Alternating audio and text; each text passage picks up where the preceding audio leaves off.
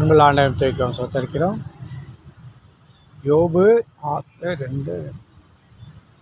என் மீட்பர் உயிரோடு இருக்கிறார் என்பதை நான் அறிந்திருக்கிறேன். அல்லேலூயா.